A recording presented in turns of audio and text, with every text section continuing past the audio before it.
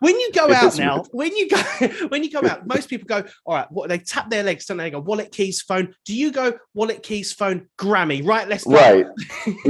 Make sure it's in my my jacket pocket.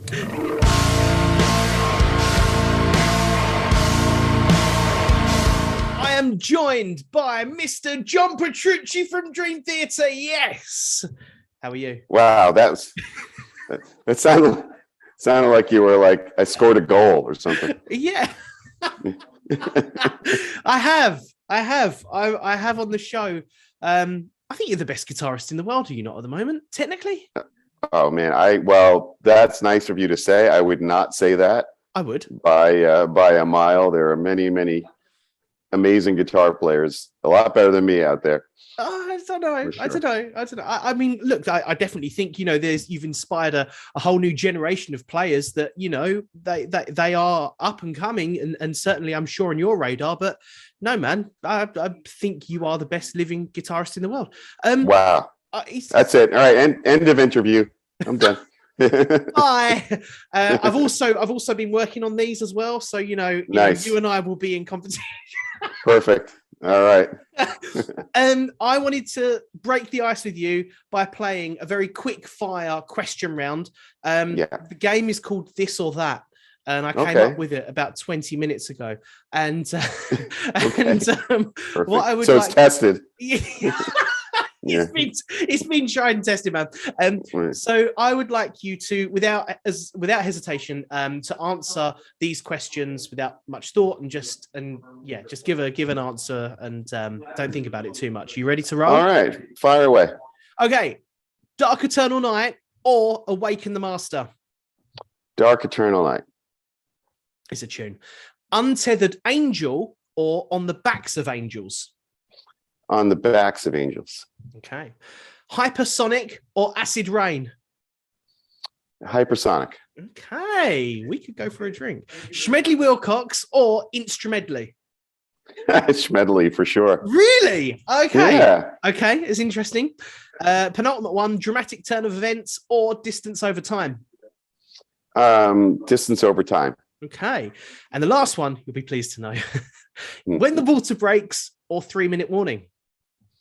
When the Water Breaks. Okay. Because that one was named after my youngest daughter. Yeah.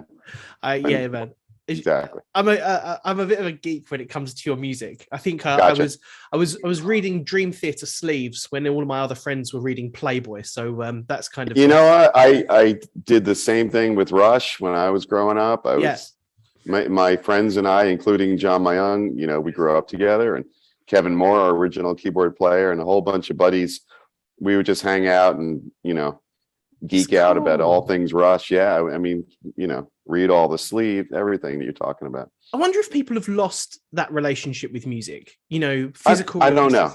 Yeah, I don't know. I suppose in some sense it's been lost because we don't sort of consume music the same way. Because then that was the only way you can really, that's the only way it existed. It was on a record or whatever, eventually CDs, but there was no digital download where there was no information connected to it. So that's the way you did it. Yeah, that's very true. It's sad. I liked that relationship with the physical release. It was fun.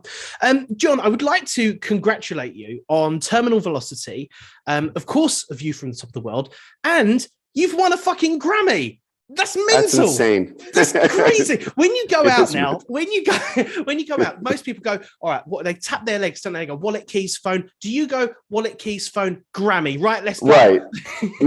Make sure it's in my my jacket pocket. Well, thank you for saying that. It really is something you have to kind of, just scratch your head. Like, did that really happen? And take it in. In fact, today, when we were doing sound check, it's like, okay, well, what song do you want to do? We always play a little bit of a song. And I said, how about the Grammy award-winning song of the Ellie? And like everybody's ears perk up, but it's like, oh yeah, that happened. Such a bastard. It's just so, it's very, I was a bastard, yes. but it's also, that's how bizarre it is. You're like, what are you talking about? You know? I loved your speech when you accepted that speech. It was like the middle of the night here or whatever. But what I loved is that firstly, you rocked up and straight away your most natural pose is like Guitar Hero, legs spread apart. And then you said, and like that made me laugh straight away. And then you went, our tune was in 17/8. And I think you're like the only band ever to win a Grammy with a song in 17/8. Has to be, right? Has to be. Such a niche market. I know. Well, that's the point that I was trying to make. Well, first of all, I didn't realize I was standing in that position until people started commenting that I was standing. That was a surreal moment. You know, the guys didn't go to the Grammys that year. It had been postponed because of COVID. It had been moved from LA to Vegas. And it was sort of like scheduled in between two Dream Theater tour legs, and nobody was really sure. So my wife and I went, my wife Raina, and we went, you know, it's like, nice. Let's go to Vegas for 5 days. Like, how bad could it be? Yeah. You know, if we win, well, awesome. If we don't, we'll hang out in Vegas. And so she was there with me. And when they announced it, I was like, what? And all of a sudden I'm like running up to the thing in my suit. But yeah, the point I wanted to try to get across was that we've been doing what we do for a long time, the way we do it, sort of against all odds. And we built a career out of it. And then to achieve that sort of recognition from that community it's great. Was really just great, because you know, it's not like it was some sort of a pop version of us that we attempted to do that got out there.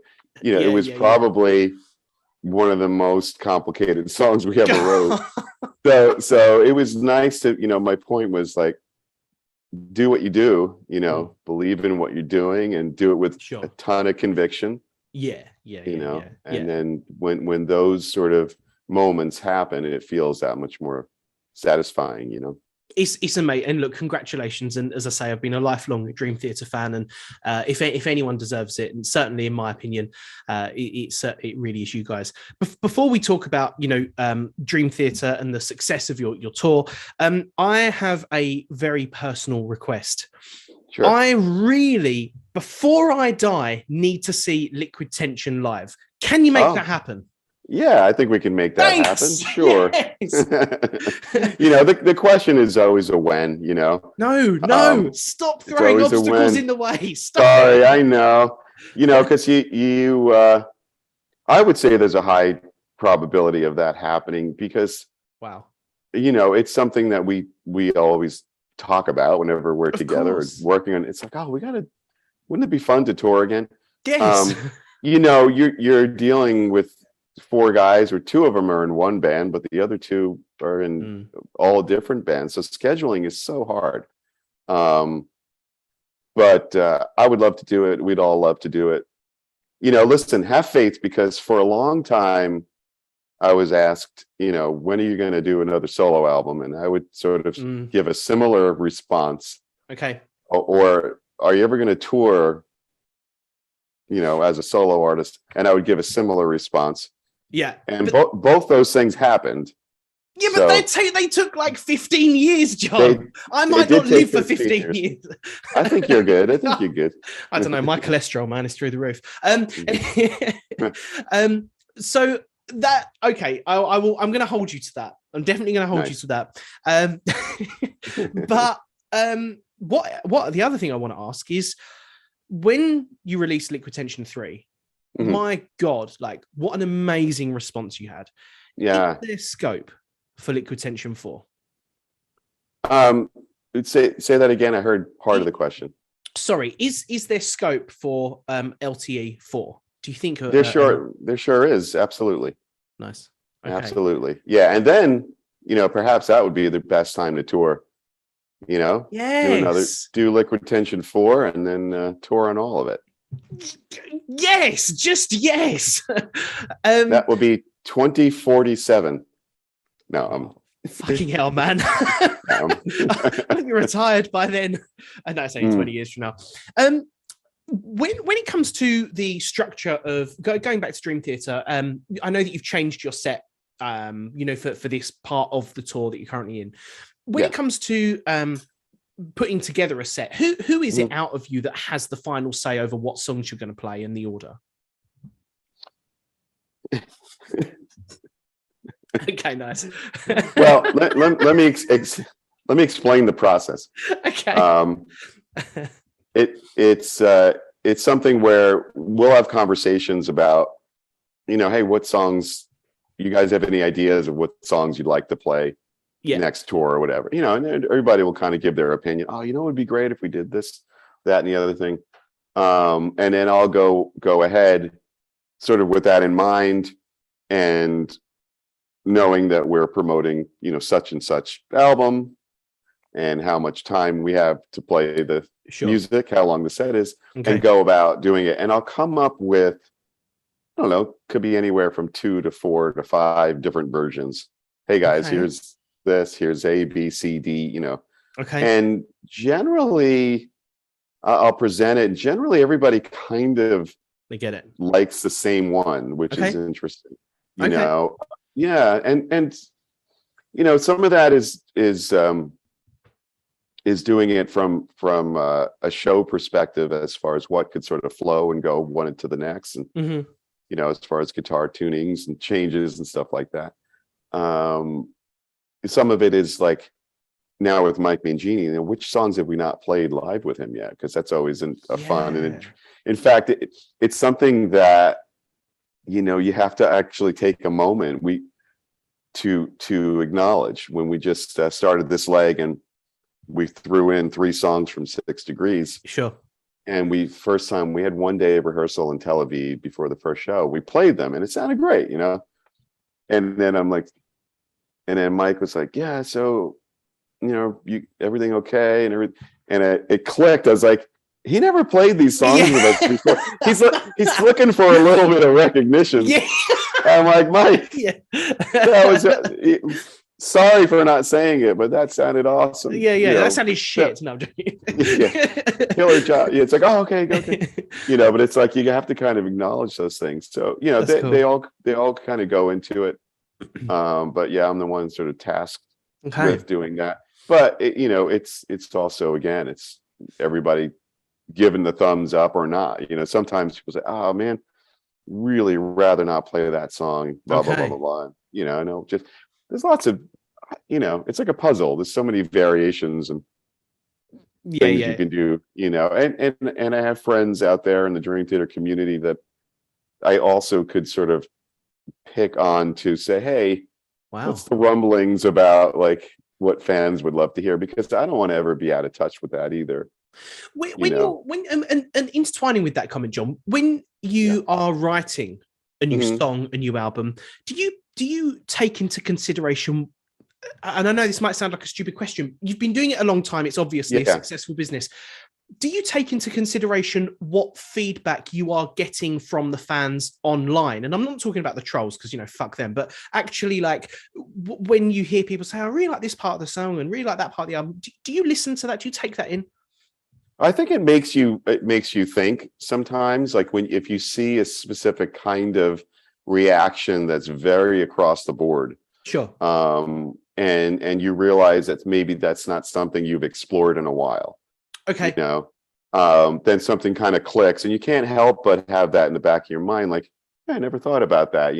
Like, a good example is, just thinking about the current set, and if you compare a song like "The Alien," which we talked about, which is crazy, to a song like "Solitary Shell" that we're playing, 2 completely different sides of Dream Theater, but there's something about, maybe that older prog melodic thing that's not only fun for us and appealing, but people kind of give you a lot of feedback, a lot of positive feedback as far as liking that side. And so when you get that and you experience that, you can't help but go into the next project and be like, I remember the feeling of that standing on stage. That was pretty cool. Maybe we should explore that side a bit more. That's interesting. Yeah, and the flip side is that you have to be careful as well, because as I said in my Grammy speech, oh, fuck off. You're such a dick. I'm you're knowing the real me now. Yeah. No, you do have to do things with your own conviction. I mean, that's of course what art ultimately is. It's like, if you're a creative person, it's just who you are. You don't see life through any other lens than the creative lens. And so when you're in that situation, you want to do something that like you can feel is a true expression. And that, I know it sounds all sort of nerdy and maybe a little lofty, but it's true. You can't lose that part of it. Yeah. And again, just on the back of that, yeah, you've obviously mentioned there's moments in sets where the reception is kind of potentially inspiring for new material, dependent on what you play. Your sets in the past, you would often play 2 nights in the same place because you would change your set every single night. I imagine the work behind that was quite unbelievable to make. Oh my God. Yes, it was. Do you think now this is working better than changing the set every night? Or do you think that changing the set every night was something that could be monetized more because you could, nobody knew what they were going to expect when they came to a show?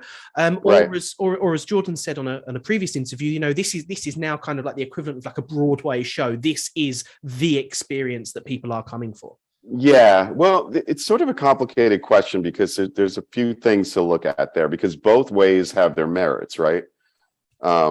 You sort of you gain and sacrifice either way. The method of doing this thing where you're preparing all this music to be changed at any time, it's harder on the musicians. I mean, there are harder jobs, believe me. So we can practice to know the song. So, but you can't necessarily get the same level of production or just performance if it's constantly changing.